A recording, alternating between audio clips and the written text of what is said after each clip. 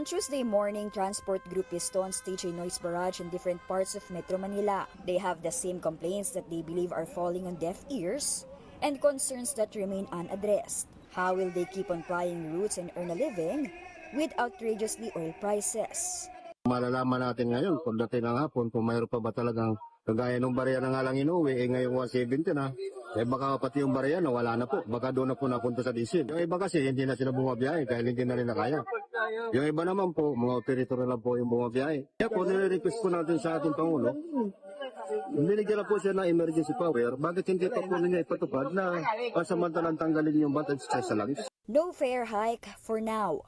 Another demand of PUV operators and drivers that could give them much-needed relief. The reprieve LTFRB has in mind, though is a service contracting program it is reviving on April 15. This initiative was first introduced during the COVID-19 pandemic, where the government will hire both traditional and modern jeepneys and pay them per kilometer. The LTFRB will also temporarily employ buses and UV Express units. 15 to 20,000 units stand to benefit from the program, covering up to 800 routes nationwide. The budget?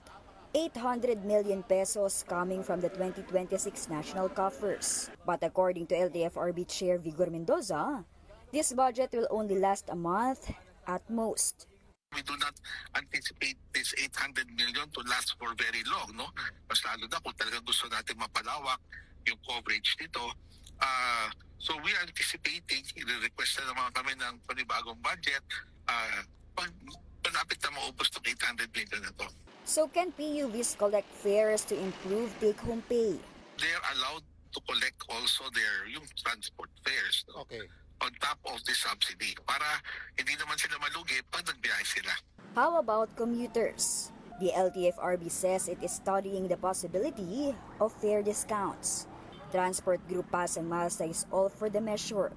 Service contracting, maniningil din po kami sa ating mga mananakay kahit na kukunti yan. Dahil nga po sa nangyayari nga na talagang bumibiyahe tayo ng kulang ang pasayeros, na talagang halos break-even lang po doon sa mga pambayad ng pasahero para kumita ng konti. This is mobile journalist Yeda Pascual. We are One News.